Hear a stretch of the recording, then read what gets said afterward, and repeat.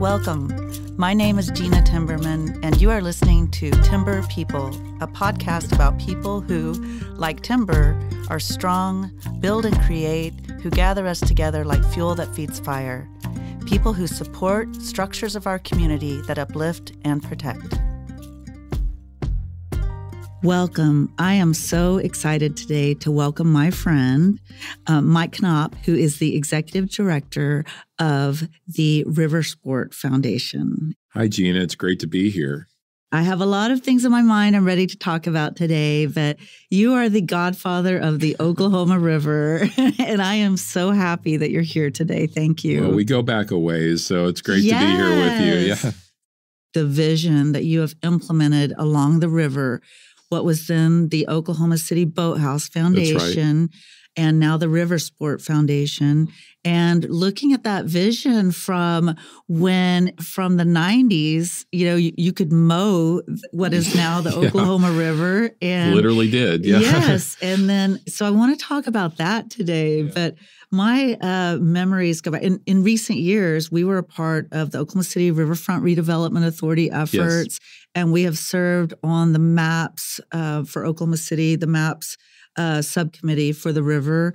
And that's been a really incredible experience, and the highlight of every meeting, looking forward to like what you and your team and supporters and what the city of Oklahoma City has planned for the river and implementing aspects of your vision that we've talked about for many years. But I want to take the listeners way back to the early 90s. I remember hearing about a rowing effort, and I was really blessed and still am blessed to know your beautiful wife, Tempe, and we were in the same sorority house, and you guys were dating through college, and you had a vision even back then at Oklahoma State University where I would witness you guys planning. Now, I didn't witness always getting up the hour that you were getting up at 5 a.m., like earlier than that even, but getting up at the, early beginning morning hours to go out to the lake and row. And as I was preparing for our conversation today, I started highlighting and I stopped. I was like, I already know, Mike and I have a lot to talk about. And then one thing I wrote about was the early 90s and taking what sounds impossible and making it possible. I identify with that with some aspects to what people would say in early years of what's now the First Americans Museum, like, good luck, it's never going to happen. But seeing and being a witness in really special ways, cheerleader on the sidelines and being a participant in some ways, really being a witness to what you've done, and, you and the foundation have done for our river and for making it a place of identity and respect and a platform for the world. Like, we have a lot to talk about in that regard, but I want to talk about, how did this start at Oklahoma State? Like, it was really awesome to see that unfold and to know you today too. Well, thank you. But before we start, I do want to say I was a witness on the sidelines to you as well. We were doing this. We were working on the river development. Well, remember in those early years, working on what was then the American Indian Cultural Center. Right. And I remember going to meetings and we were talking about art projects, and we were at the ground blessing, Yes. and that was, just to see all of that. And so we've been kind of working in these parallel tracks for so many years, and it's been really great to see you and see what you've been up to. And at the same time, the fact that we go back to those early days, you remember in Oklahoma State and, working, being in the same sorority as Tempe. And we were out in the crack of dawn at Lake Carl Blackwell.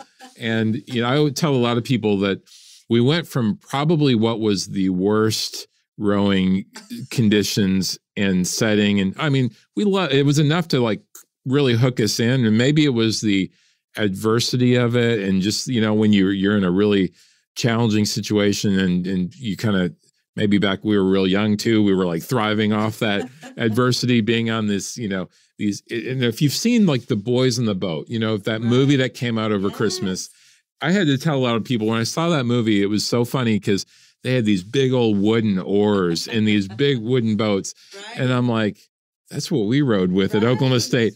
And it wasn't that we're that old. I mean, that movie took place in 1936, but we were using boats from that era because we just were happy to have what we had at that time on these, really adverse conditions. And that's where it started. I remember learning one day about the training and everything that you all were doing, and the admiration and mad respect. And I tell you, it's been so awesome to see. We've had in so many ways these parallel universes, intersecting universes with, you being in law school, yes. You're an attorney as well. And, everything that your commitment and seeing it through. A lot of people have vision. A lot of people have talk. And you're one of those people that have been there along the way, ensuring that vision stands up to that, the pinnacle of what we all believe we deserve. Well, thank you for that. I mean, it's really a team effort. I do, I have some gray hair over it all. Just there's been challenges. I do too. I just color mine. Yeah. But it's been a really unique project. I mean, I think we both, share that from being in that legal background, that legal world that I was in for a while. And I was, after OSU, I went to OU and went to law school, of course. And then in my spare time, I would try to, it was like the stress relief to get away from law school and to row. And in Tempe, and I discovered this little abandoned sort of rowing club at Lake Overholser, because the river was still a ditch, back then. And we thought we found this amazing thing that was this little shed that was sort of dilapidated, and it became this sort of place of it was a great almost like release to get out there and just get on the water and get away from the challenge of being in law school and all of that. But we really, in our spare time, just devoted ourselves to trying to create something.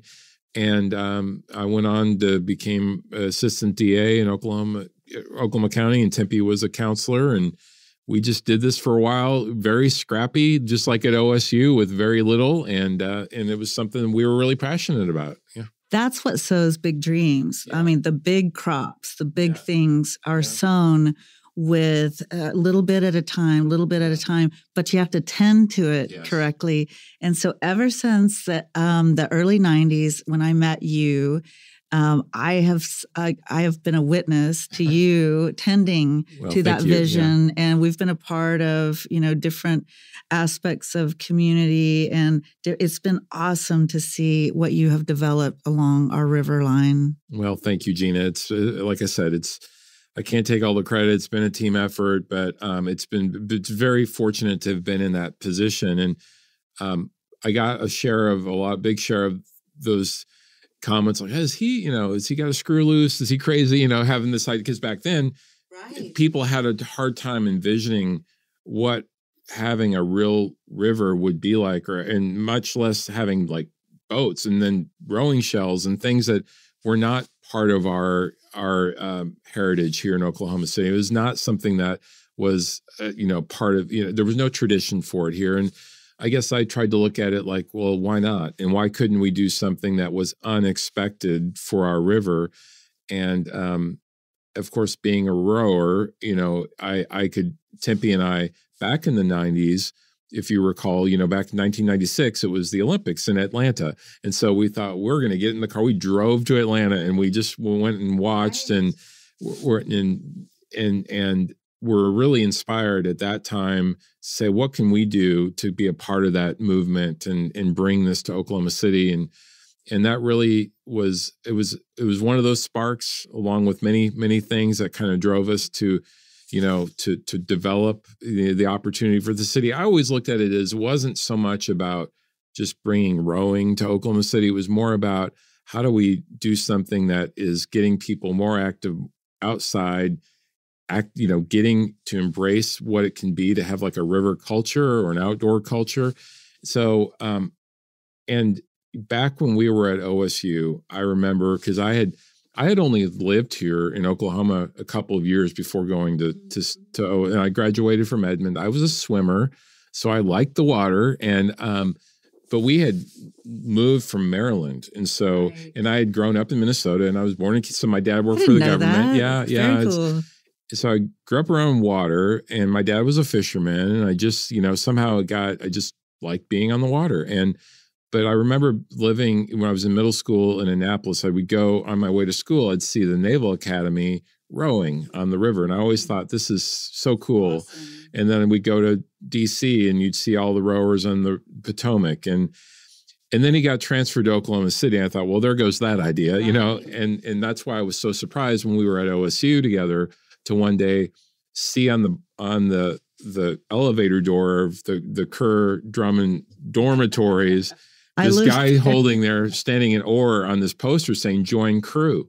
I'm like, what? Really? And so I went out, and that's, like I said, it was such a scrappy little club that had the worst of, resources, but it just really drew me in. I thought, and that was the spark. And I knew that there could be something to this, and how do we really spread this into, throughout and build, make Oklahoma City a place that people want to come to because of our river and because of rowing. And even in my short time in Edmond, when I was, swimming, and I'd met some friends, at that time, it really stuck with me because the friends that I met, they all wanted to leave. Like, they all were like, how do I go? I want to go somewhere else. Because it felt like there was this perception that there wasn't a lot to do. Well, in law school, that was kind of what you kind of accepted. Yeah. So much of a percentage of our classmates were going to other states for job creation. That's right. They were all leaving. It was a kind of a necessity at that time. And I was like, and it's not just going as a necessity but they just didn't have like this passion to want to be in Oklahoma City because they felt like there wasn't maybe that quality of life they were looking for, even though it wasn't that it was bad. It wasn't just really exciting, or, and so it just wasn't familiar maybe. Yeah. So that kind of was kind of a calling for me too. Like how do we do something more to create a more active outdoor culture that people want to, and it's not all about rowing. It's the more people on the water means the more people on the trails, which means, the more people get outside, so those multiplying effects are real. And, this podcast at Timber People is really about people who build and create, who connect us, and like fuel that feeds fire. And you've done that with looking at those different aspects of how to link the spheres of influence that really make the river matter. And for, thousands of years, people have gone to the river to build and create. I mean, we have so many of our tribal cultures here today that are a part of mound building cultures, and they're centers of life. And what you've done is make that our river, and have contributed in so many awesome ways to that sense of placemaking as a place of life, as identity, and to really fuel, like, you've been the great river storyteller to articulate that vision in ways that people want to read the next chapter. They want to be a part of that reading and that part of that. And so to see what you've done with the boathouses, what you've done with Olympics and Paralympics, and we've talked about even interpretive trails along the river. Right. Yeah. And at one time, there's no way you could have had a holiday river parade or anything like that. Yeah. And we've participated in that together. We've been through some fun trenches together. We have. We certainly have. Yeah. And I'm really grateful for that. And you have so much on the horizon. But I want to talk through those breadcrumbs of that placemaking and how that really began and what it means today for that economic impact, and really making Oklahoma City that central place that we never thought we would be. I remember we were involved in the Creativity World Forum together. Yeah, we were. And people are like, you guys have the Olympic training activity. I'm like, and more. Yeah.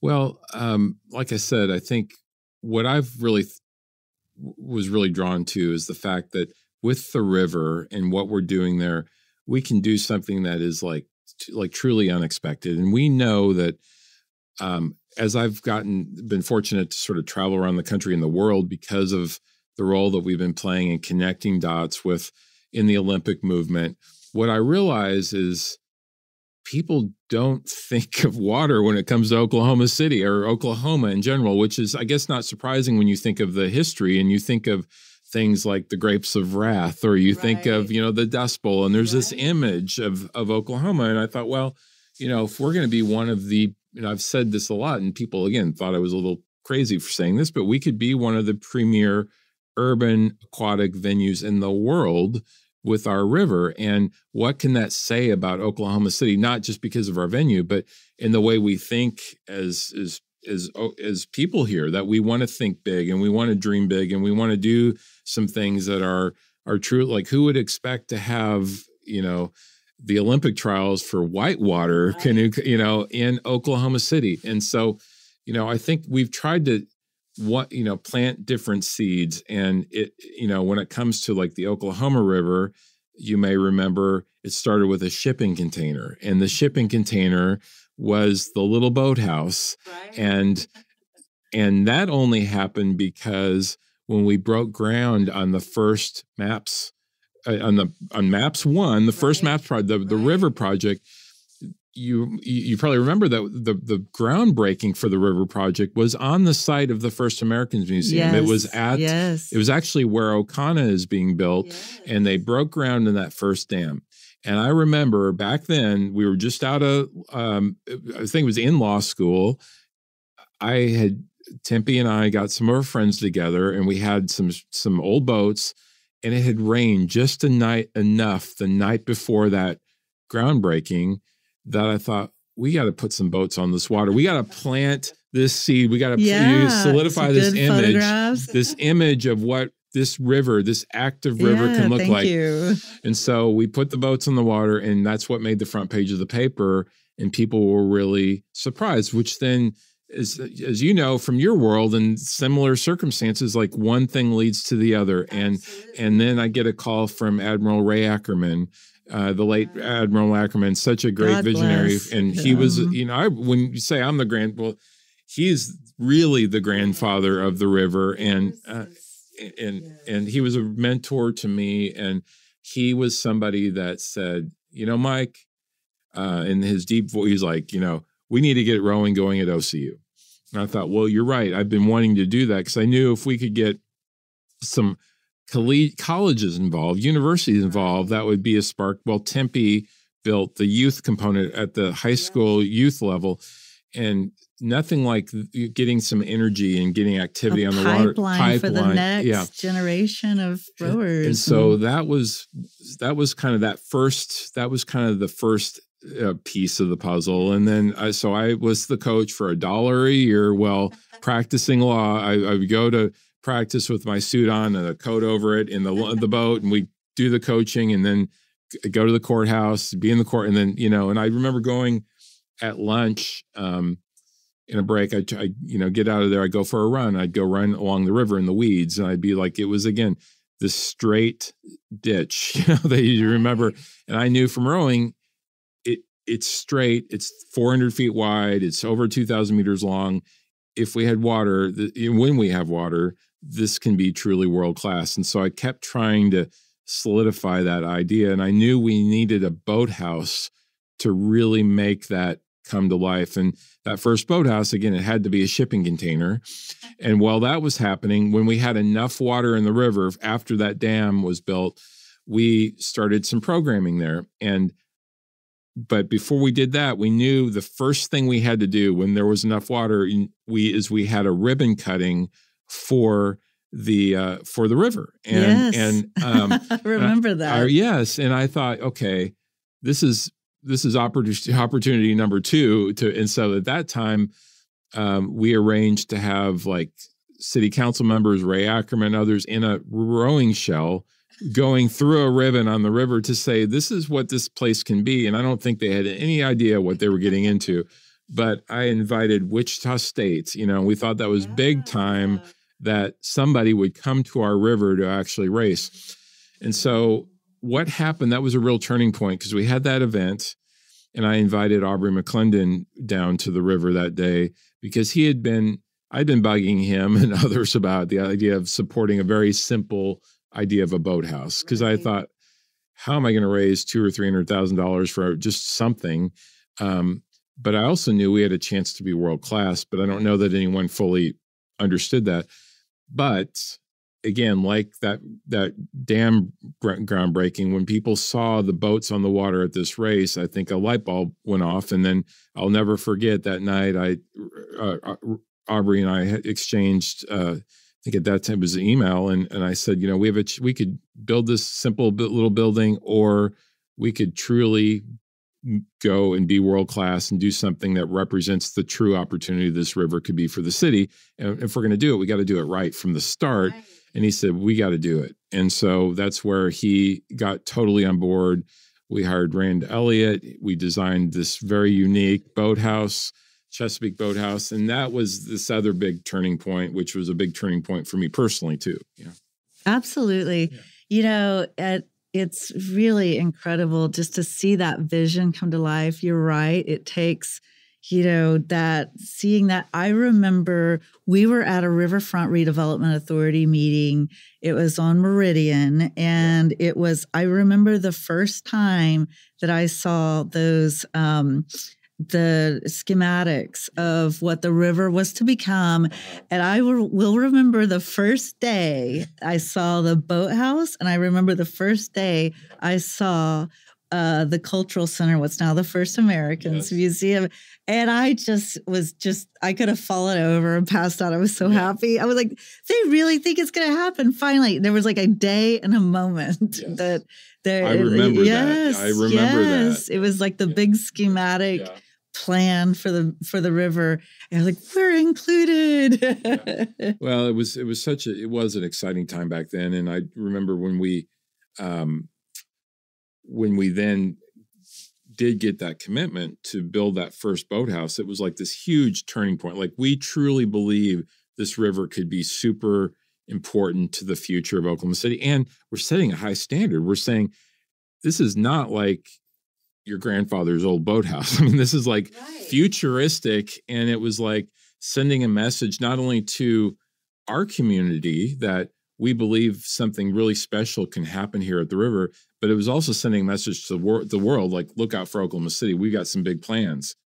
Right. I think there were many things that happened after the, the bombing, the tragedy that happened to Oklahoma City, and with new planning, new funding being injected into our local economy, and vision seeking for future and current redevelopment and restoration of current projects at that time, that there was this new way of thinking of, look, if we have this opportunity to do things, we're not going to do it halfway. We're going to do it at a level that is shows the world who we are. And, Oklahoma, like, we've been depicted in so many different ways over, years and decades and so forth, that, but we basically, it was a reclamation of identity.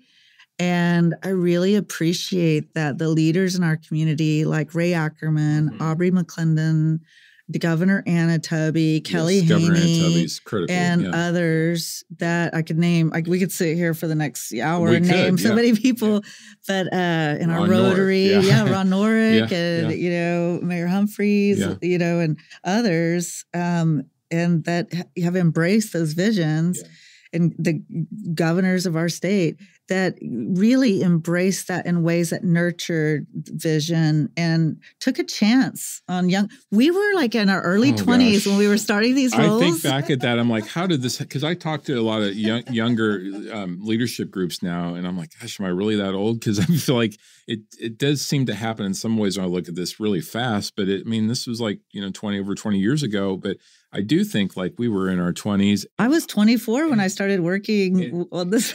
And the thing is, I tell people, this is something that I think is a really important point that I've made to people, is I didn't know anybody. I didn't have a family that was from Oklahoma City or was well connected or anything like that. So I mean, I just started talking to people, and I think I try to emphasize this to young people in our community that, we're a place that people embrace bold ideas, as long as you are organized and you can communicate that and you are passionate about it. And, I think it's a very special place because people do embrace that. And, we're kind of in that sweet spot is we're not such a big city that some of those things can get lost or there's too many, we are a place that, we're small enough where we can really, there's a lot of connecting dots that can happen easy in an easier way than maybe a much bigger city. But we are the 20th largest city now in America. I think part of that has to do with because all of those seeds were planted, and it's created a better place for a better quality of life for people. That's drawn people in, which is, I guess, also a testament to maps. And I also want to say back to your comment about the bombing. I truly do agree. I mean, absolutely that was a huge turning point. I mean, again, personally, my dad was what brought us to Oklahoma was my dad was a federal agent for the ATF, and he worked in the Murrah building. And I was in law school. I'll never forget. I was on my way to class that day and saw the smoke go up, and they said the federal building was, exploded. And of course, I didn't know what to think. And then I saw the image with the crater in the building and saw my dad's office was no longer there. And it turns out he happened to be out picking up a witness for a trial that day, and he was about 5 minutes from being there. But that really did something. I know for him that was hugely impactful, but I think for the whole community, obviously, we talk about the Oklahoma Standard. We talk about, how that was such a turning point in our city. And even things like as I was a young attorney at that, after that happened, and then I encountered this opportunity that who would have expected, and when we had gotten to this point of building this first boathouse, I got another call, and it was from Tom McDaniel, the president of OCU. And he told me at that time, he's like, I was practicing law at the FAA. I was general counsel, and it was a great job. I liked it and all of that. But he said, look, we're now ready. We want to take this serious, and we want to be the first varsity rowing program in Oklahoma City with this river and with this, but we'll do it if you do it.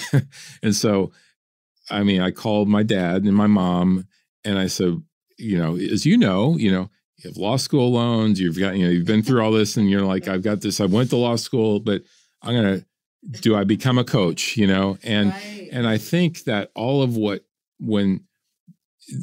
just my dad, I think having gone through what he did and seeing that, you only live once, and, this is something that, how often do you have a chance to impact, a community and kind of re-envision an entire landscape of the city? And so I knew by jumping on board of this idea of coaching, I could really dive in literally fully into this effort. So I did, and I became the coach at OCU, and that was really when things really took off from a standpoint of really digging into creating the regatta and creating all of the things that started bringing people in to the city. Yeah. It's been so much fun. It's like embrace the place, embrace the day, and embrace the way. Yeah. I mean, and I've said this before, and listeners are probably tired of me saying, but if not you, then who? And you were the right person in that right time to champion that effort. And I'm glad you mentioned President McDaniel. It's just the right players at that time really with those city leadership and everyone. That's really tribal and otherwise, and university leadership. It took a culture of a community to make things like that happen. Corporate leadership. Yes, and so that's so important. And, I recall being on, we're still, I guess, on, the subcommittee for the maps. I know, I'm like, okay.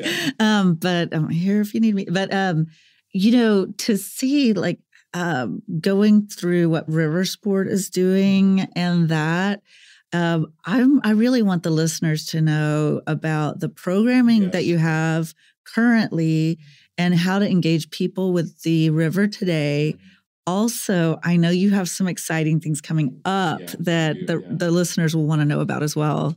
Well, thank you. Yes. I mean, to me, it's all about the program. We have an amazing place, an amazing venue.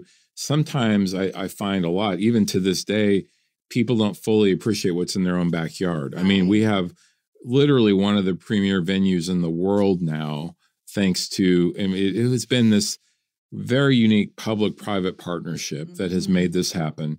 And it's a model, really. Well, people are coming in from all over, and it is a very unique formula. And our formula was not just like, okay, let's put restaurants and hotels on the river, or it wasn't. It was like the first thing we needed to do was activate the river, and the way you activate the river is through programming. And so that was the vision to really create programming that took away all barriers of entry, could engage all sectors of the community, and truly, I mean, it's been about culture building. We had to build a culture, and I think people may have a perception, because I got this a lot in the early days, that rowing, it seems like an elitist sport. Like they think of Harvard and they think of and if you've seen, like, again, the movie The Boys in the Boat, what you saw, that rowing was actually the most popular sport in America back in the 30s. It was a huge thing. Right. It's interculturally connected to so many people. And so now it's like, how do we bring this back and make it new here? So we wanted to remove all barriers. So immediately it was about getting youth involved, and it was about all sectors of the community. So we have a program we're real proud of that is the River Sport Youth Rowing League, which has over 15 schools involved, and these kids, many of them are urban schools.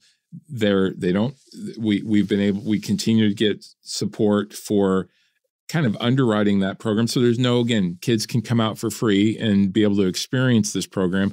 We also have the junior program, so kids can graduate from that league into our junior program, which is our high school rowing program. And we have scholarships for that if a child can't afford it. But the thing that is really powerful, in the years that we've been doing this, we've had over $14 million in college scholarships awarded to kids that have got involved in rowing in Oklahoma City.